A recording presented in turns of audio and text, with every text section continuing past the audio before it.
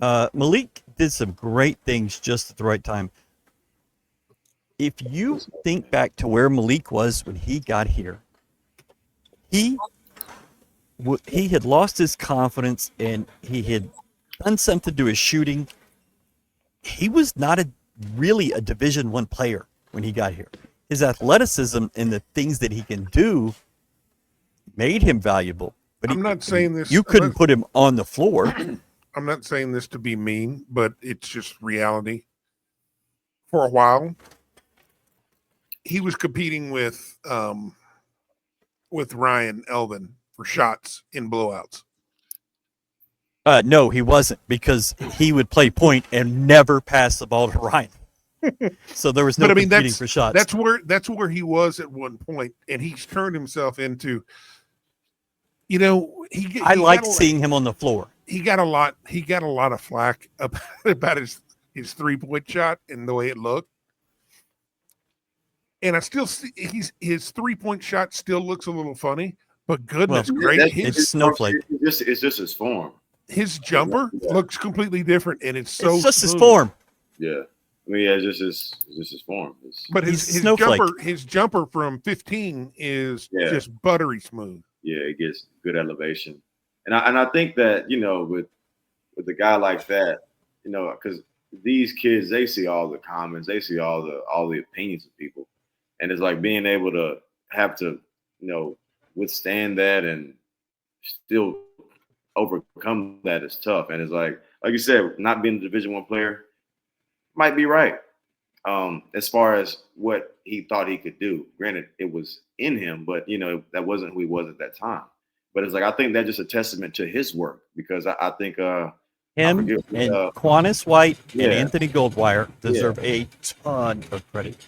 Quannas had the biggest smile on his face during Malik's senior moment. I just thought, you know, that was graduation for him too, you know. Yeah. But I think that nobody deserves more credit than Malik, because he was the Speaking one. Of, he's walking right by. Crazy. What's up? We're talking about you. Big league. Yeah. Galen's talking to you. He's saying you suck. He says you're the worst player that U of H has ever had. Thank you. Oh, that's tough. Yeah. Yeah. Well, like I said, though, nobody deserves more credit than him, because he was willing and able to put in the sweat equity.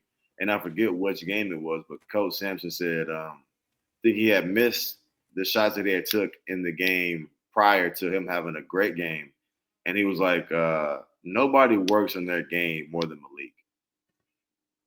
And that is just knowing that you have a kid that, regardless, good, bad, or indifferent, he's going to work on his game. That gives you a lot of you feel safe with that as a coach, knowing that this kid is putting the work to make all the shots that he takes in the game. And it speaks a lot to him, and it speaks a lot to the coaching staff that, one, he never gave up on himself. Yeah. And the coaching staff never gave up on him, and they just kept grinding, knowing that eventually it's going to come.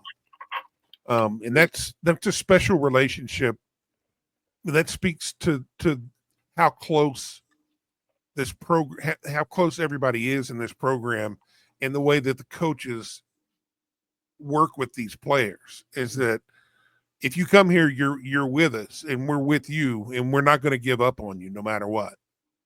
In this baseball program, you know this, Brad, coaches do quit on you. And it happens across the country. Mm-hmm.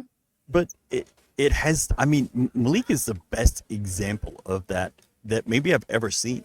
Yeah. It's like, we're going to make you a fucking player. We're going to do it. And, you know, Kelvin really doesn't see the work. I'm sure he gets film and stuff, but the work that Malik does after Kelvin leaves, he leaves at the end of practice, and then they do their shooting. And Malik is in there as long or longer than anybody every single day. And that's kind of where I started to get an affinity for him. It wasn't paying off what you saw on the floor, But this year he has grown so much, and what he did, he broke Kansas. If we want to just be real about it, he's the guy. So, I think they spent $6 million on NIL to get their 0 draft picks, and they were beaten by a kid from Richland Parish in Northeast Louisiana. Gotta love it.